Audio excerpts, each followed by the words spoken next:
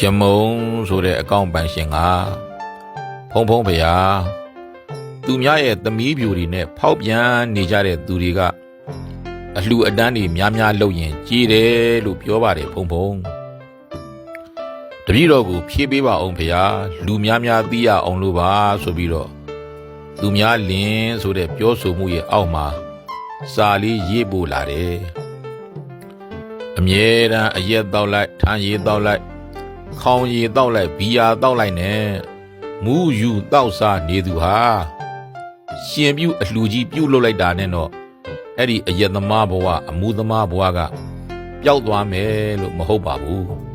အရက်တောက်တဲ့အလုပ်ထမ်းရည်တောက်တဲ့အလုပ်တွေကိုမလုံမှသာလျင်လုံးဝဖြတ်ပြစ်လိုက်မှသာလျင်အဲ့ဒီအရက်သမားဘဝကပြတ်သွားမှလွတ်သွားမှမဟုတ်လားဒါကအရက်သမားဘဝကလွတ်မြောက်သွားတာကိုပြောကြည့်တာပါအရက်တောက်တဲ့အရက်သမားတယောက်အရက်ဖြတ်လို့အရက်ပြတ်သွားပြီအရက်သမားဘဝကလွတ်မြောက်သွားပြီဆိုရင်တောင်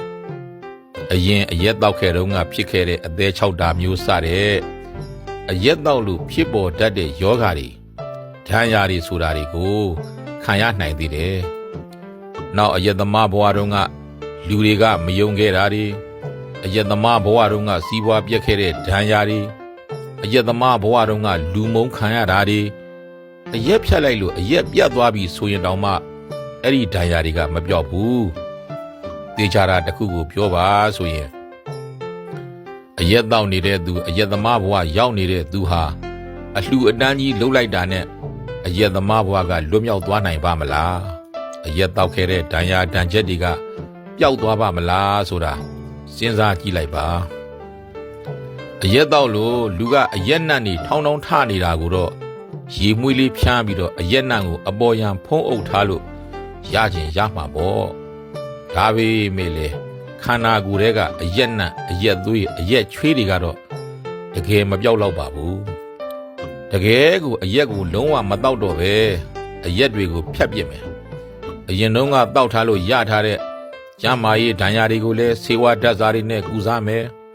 စီးပွားရေးဒဏ်ရာတွေကိုလည်း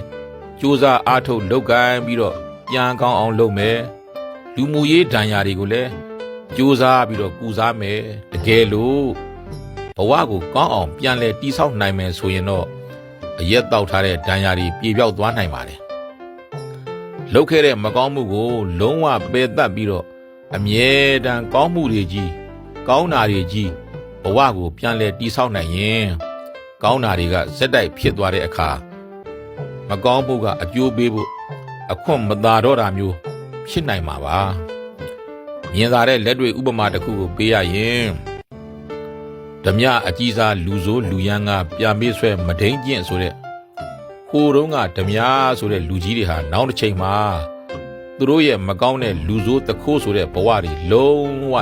စွန့်လွတ်လိုက်ပြီးတော့မိမိရောဝန်းကျင်ကိုရောကိုကောင်းအောင်ကြိုးစားပန်းစားတိဆောက်သွားကြတဲ့သူတွေဟာမြန်မာနိုင်ငံထဲမှာအများကြီးကြားဖူးပါတယ်ပခုတ်ကူဦးအောင်ဘေးတို့မြန်မာနိုင်ငံရဲ့နာမည်ကျော်ဆရာတော်ကြီးတွေတချို့ရှိကြတယ်မဟုတ်လားသူတို့ဟာလူဆိုးဓမြတွေအများကြီးလုပ်ခဲ့ပေမဲ့နောက်ပိုင်းမှာအဲ့ဒီအလုပ်ကြီးလုံးဝဖြတ်တောက်ပြီးတဘဝလုံးကောင်းတာတွေကြီးအများကြီးလှုပ်သွားတော့သူတို့ရဲ့မကောင်းမှုတွေကသူတို့ကိုအကျိုးမပေးသလိုဖြစ်သွားတယ်လို့မြင်မိတယ်အကျိုးပေးခွင့်မရတော့တာပေါ့နောက်တစ်မျိုးလဲစဉ်းစားမိတာရှိသေးတယ်တကယ်လို့များဒီလူဆိုးဓမြမဒိန်သမားတွေဟာအစကတည်းကအဲ့ဒီအလုပ်တွေကိုမလုပ်ခဲ့ပဲနဲ့အစကတည်းကသာအမြဲတမ်းကောင်းတာတွေကြီးလုပ်ခဲ့ကြမယ်ဆိုရင်သူတို့ရဲ့ဘဝအောင်မြင်မှုတွေဟာသူတို့ရဲ့နာမည်တွေဟာမာသာထရီဇာတို့လိုကဘာမာတောင်နာမည်ကျော်နိုင်မယ်လို့ထင်မိတယ်ခုတော့လူဆိုးဓမြတွေဖြစ်ပြီးမှကောင်းတာတွေကိုတဘဝလုံးလှုပ်သွားတော့မကောင်းမှုကအကျိုးပေးခွင့်အချိန်အခါမရတော့လို့အကျိုးမပေးဘူးဆိုတာတောင်သူတို့ရဲ့ဘဝမှာနာမည်ဆိုးတွေကတော့မပြောက်နိုင်မဲ့ကပ်ပါနေတော့တာပေါ့လို့စဉ်းစားမိတယ်ဒီလောက်ရှိရင်ကိုယ့်ဘာသာကိုစဉ်းစားနိုင်လောက်တဲ့အနေအထားတစ်ခုတော့ရရှိသွားလိမ့်မယ်လို့ထင်ပါတယ်ညီကုန်းချုပ်ပြောချင်တာကတော့ဘယ်လိုမကောင်းမှုပဲဖြစ်ဖြစ်မကောင်းတာတွေကိုလုံးမိသွားပြီဆိုရင်တော့ကိုဟာမကောင်းတဲ့သူကြီးဖြစ်သွားတာကတော့သိကြတယ် အဲ့ဒီမကောင်းတဲ့သူကြီးဖြစ်နေပြီဆိုရင်တော့လေမကောင်းတဲ့အကျိုးတွေခံစားရမှာပါအဲ့ဒီမကောင်းတဲ့အလုပ်တွေကိုလုံးဝဖျက်ပစ်လိုက်မယ်ကောင်းတာတွေကြီးစူးစမ်းလှုပ်ဆောင်တော့မယ်ဆိုရင်တော့လေမကောင်းတဲ့ဘဝကလွတ်မြောက်သွားမှာပါမကောင်းတာတွေမဖြတ်ဖဲနဲ့လူတာတန်းတာတွေလုပ်ပြီးတော့မကောင်းတာတွေလည်းဆက်လုပ်နေတယ်ဆိုရင်တော့လေအဲ့ဒီမကောင်းမှုကပျောက်မယ်လို့မယူဆပါဘူးကိုလုပ်နေတဲ့မကောင်းမှုတွေကိုမရက်မတန်ပဲအခြားဘာနဲ့ပဲရက်တအောင်လုပ်လို့ရမယ်လို့မယူဆဘူးအယက်သမားဟာအယက်ကိုလုံးဝဖြတ်ပစ်လိုက်မှအယက်သမားဘဝကလိုးပြီးတော့အယက်ကဒဏ်တွေကိုမခံရတော့မှာအလောင်းစားသမားဟာအလောင်းစားတွေကိုဖြတ်ပစ်လိုက်မှအလောင်းအစားသမားဘဝကလွတ်မြောက်ပြီးတော့အလောင်းအစားရဲ့ဆိုးကျိုးတွေမခံရနိုင်ပါမဒိန်ကျူးလွန်နေသူတွေဟာအဲ့ဒီမဒိန်ကျူးလွန်တဲ့အလုပ်တွေကိုလုံးဝမလုပ်တော့ဘဲနဲ့ပယ်သက်ပြစ်နိုင်မှမဒိန်သမားဘဝကလွတ်ပြီးတော့အဲ့ဒီမဒိန်မှုရဲ့ဆိုးကျိုးတွေရပ်တန့်နိုင်မှာဖြစ်တယ်လုံနေတဲ့မကောင်းမှုကိုမဖြတ်ဖဲနဲ့မရက်ဖဲနဲ့အခြားအစားတစ်ခုနဲ့ထိုးပြီးတော့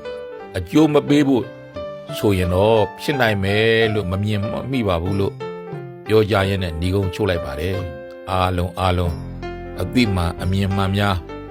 ရနိုင်မြင်နိုင်ကြပါစေ